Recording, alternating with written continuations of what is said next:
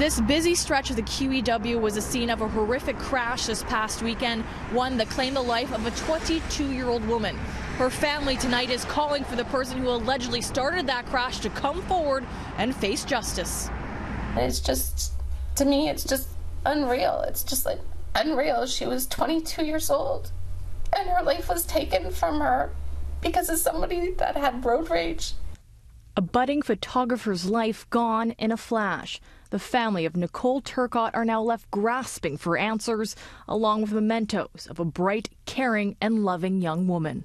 You're clutching shoes. Just tell me the significance of those.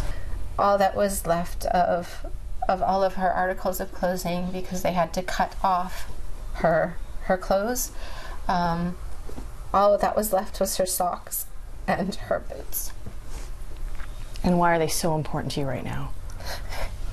I know this is going to sound funny, but I just wanted to be close to her.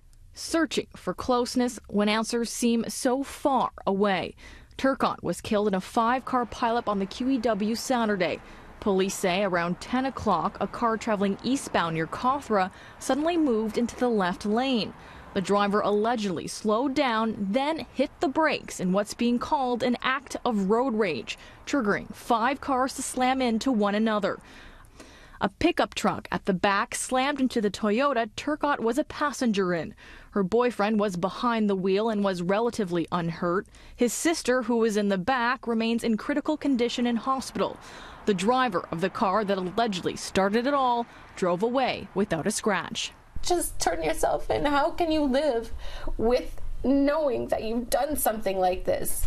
You know, even if it's an instant of anger, you changed so many people's lives. Police say the car in question was dark in color and is similar to a Honda Civic. It may also have had a recently registered license plate with the letters C and E. So something like a brake check considered illegal?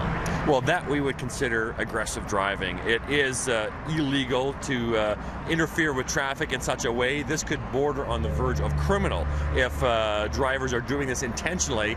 OPP say they're also looking for the driver of a transport truck who was traveling eastbound on the QEW who may have witnessed the entire incident. This is unreal to me that she's gone.